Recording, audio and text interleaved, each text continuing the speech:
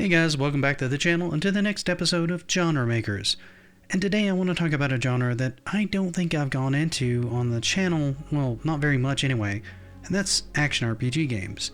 Now, this genre has actually been around in one form or another for a while, from the earlier days with games like Tower of Druga, which I believe I've covered, and Legend of Zelda, just to name a few.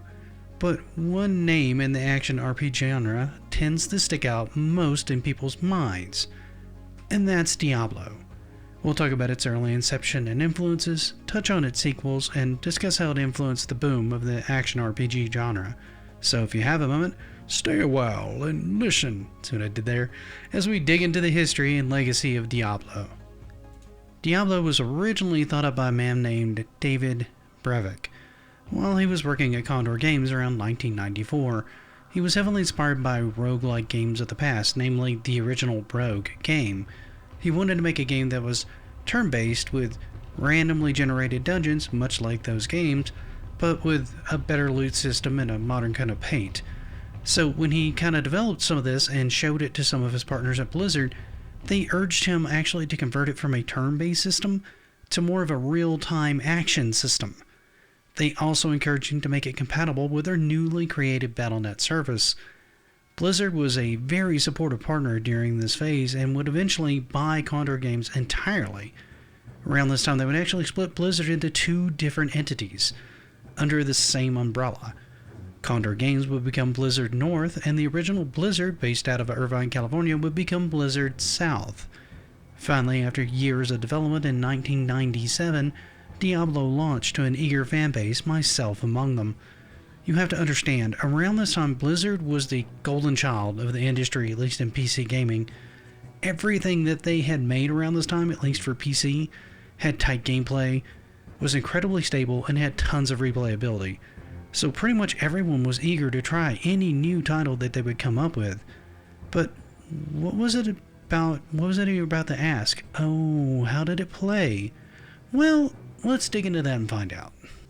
Now, Diablo follows the story of an adventurer who's come to Tristram upon hearing about all the monstrous attacks from the Lord of Terror himself, known as Diablo. You pick one of either two heroes or one heroine. The fighter and the wizard, who are the heroes, or the Amazon, who's the female heroine in the story, each with their own strengths and weaknesses.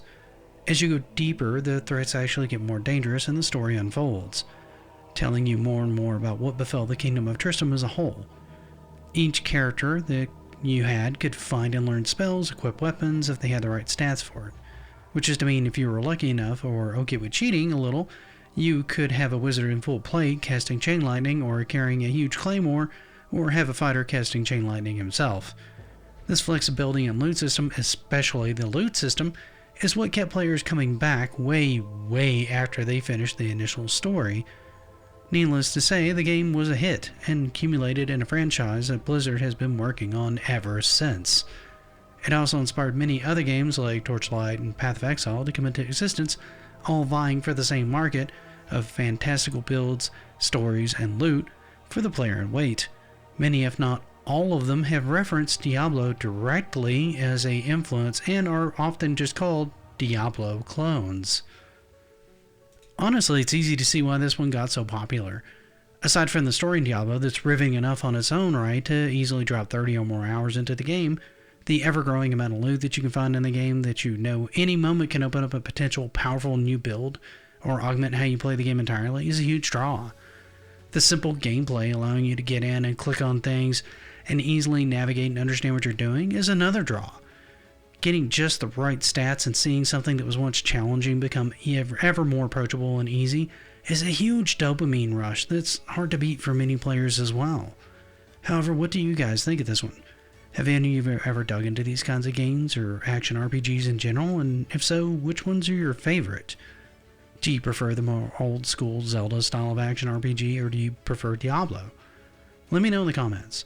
While you're there, please leave this video a like. And, well, if you happen to see more of my stuff you like, consider following the channel. That actually does help me out a lot and lets me really know you like my stuff.